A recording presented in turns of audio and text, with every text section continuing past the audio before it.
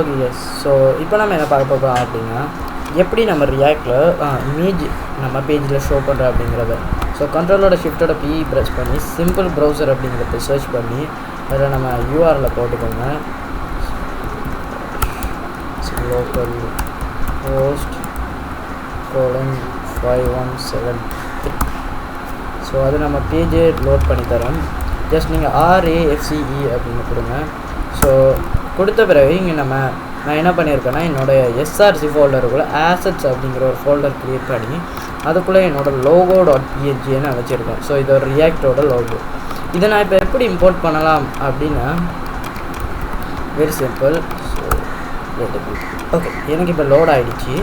இப்போ நான் என்ன பண்ணுறேன் அப்படின்னா, ஜஸ்ட் ஹியர் இம்போர்ட். நீங்கள் இதுக்கு என்ன பேர் வேணாலுமே கொடுத்துக்கலாம். லோகோன்னு கொடுங்கன்னா ஒரு நீங்கள் IMG அப்படின்னு கொடுங்க, ஒரு இமேஜ் அப்படின்னு கொடுங்க. ஃப்ரம் எங்கள்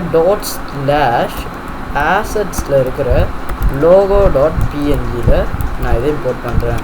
இப்போ நான் என்ன பண்ணுறேன், IMG அப்படின்னு டைப் பண்ணி ஸோ இதுக்குள்ளே என்னோடய இமேஜை நான் போடுறேன். ஓகேவா? ஸோ இங்கே நான் கேர்லி ப்ராக்கெட்ஸ் யூஸ் பண்ணேன் பிகாஸ் JSXல. ஸோ இங்கே நம்ம இமேஜ் வந்துடுச்சு.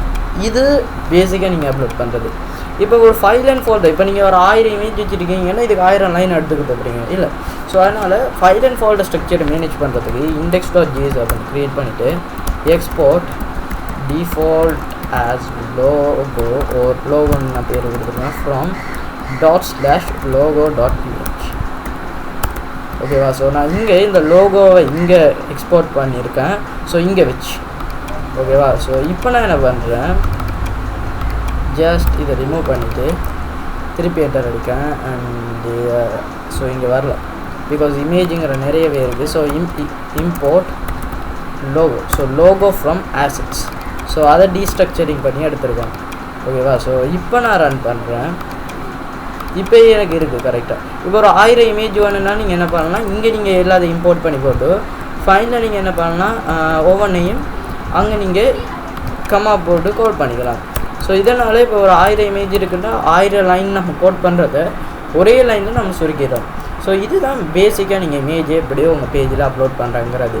So yeah